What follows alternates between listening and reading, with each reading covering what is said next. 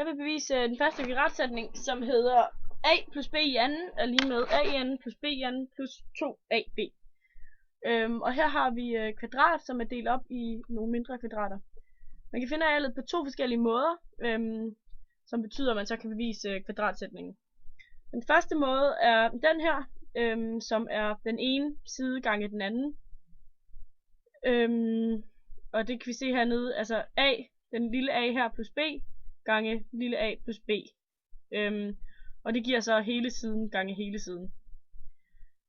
Den anden måde er, at man finder arealet i de små kvadrater, hvilket vi kan se hernede. Altså a i anden og b i anden. Og så har vi de her to, der hedder b gange a og b gange a, og dem har vi 2 af. Og det bliver så til a i anden plus b i anden plus 2 gange ab, de der to af dem. Og derfor, altså det forklarer så kvadratsætningen, fordi at arealet kan regnes på to forskellige måder, fordi de kan sættes lige med hinanden. Så har vi et eksempel på en kvadratsætning, hvor vi sætter nogle tal ind. For eksempel har vi 4x plus 8 i anden. Og den regner vi så ud ved at sige 4x i anden, fordi vi vil have ganger andet ind i parentesen. Så 4x bliver til 4x i anden, og 8 bliver til 8 i anden. Og så ser vi herop, at 2 gange a i b, så ganger vi 2 med 4x, og vi ganger 2 med 8.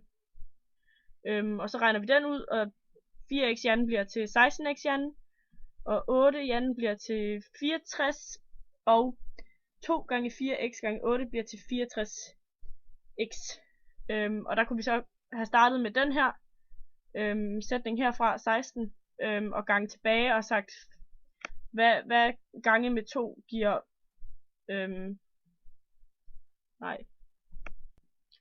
så kunne vi så gange tilbage og sagt, hvad gange med sig selv giver 16, og det er så 4, og så videre og så videre.